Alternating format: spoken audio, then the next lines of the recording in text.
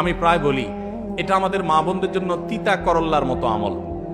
তিতা করল্লার জুস পান করা যেরকম কষ্টের, মহিলাদের জন্য এইসব আমল কষ্টের। মহিলাদেরকে সুবহানাল্লাহ আলহামদুলিল্লাহ বলতে বললে ওনারা অনেক খুশি, কোরআন তেলাওয়াত করতে বলেন অনেক খুশি, কানের দুলগুলো খুলে আল্লাহর রাস্তায় দান করতে বলেন তাও রাজি, মাগার স্বামীকে শ্রদ্ধা করতে অনেকেই রাজি না। বাস্তবতা হলো বাংলাদেশে বহু ঘরে ঘরে আমরা নারী নির্যাতনের কথা শুনি, ঘরে ঘরে তলে তলে হাজারো পুরুষ নির্যাতন চলছে।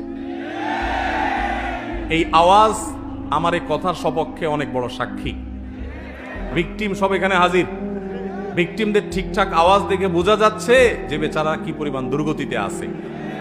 অনেক মহিলারা আছে নামাজ পড়তে পড়তে কপালে দাগ ফেলে দিচ্ছে, বোরকা তো পরে পরে হাত মোজা পা মোজাও মেনটেন করে মাশাআল্লাহ। অনেক মহিলা আছেন যে তার নেকামলের কোনো কমতি নাই, কিন্তু স্বামীটাকে মানুষও মনে করে না। সকাল বিকাল ঝাড়ির উপর রাখে, সকাল বিকাল দৌড়ের উপর রাখে, আর চুন থেকে নুন খসলেই নারী নির্যাতন মামলার ইঙ্গিত দেয়।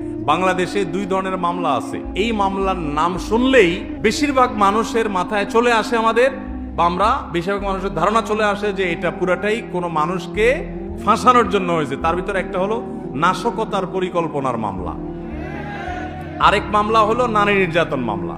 যে ফাঁসানোর জন্য এই মিথ্যা মামলাগুলো আমরা করি, যারা করি কিয়ামতের ময়দানের জন্য অপেক্ষা করি। আল্লাহ তাআলা আমাদেরকে বুঝার তৌফিক দান করুন।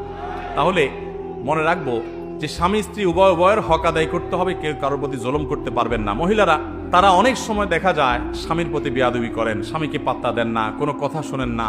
আল্লাহ এবং তার রাসূল সাল্লাল্লাহু আলাইহি সাল্লামের পর আপনার অভিভাবক আপনার স্বামী, লোকটা যদি একটু বোকাও হয়, লোকটা যদি একটু বেকুব কিসিমেরও হয়, আপনার চাইতে 1 ইঞ্চি কমও বুঝে, আল্লাহ তাকে আপনার অভিভাবক করেছেন।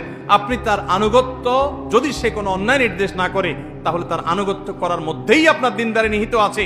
আপনার জন্য নফল আমল করার চাইতে, নফল নামাজ পড়ার চাইতে, নফল দাওয়াতের কাজ করার চাইতে নিজের স্বামীর আনুগত্য করার, স্বামীর সেবার গুরুত্ব অনেক বেশি। স্বামী হোক আর স্ত্রী হোক, পরস্পরের প্রতি সদাচরণ করতে হবে। আমরা মহিলাদের প্রতি সদাচরণের কথা অনেক বেশি আসে, প্রশ্ন বেশি আসে, এর জন্য বেশি বলা হয়।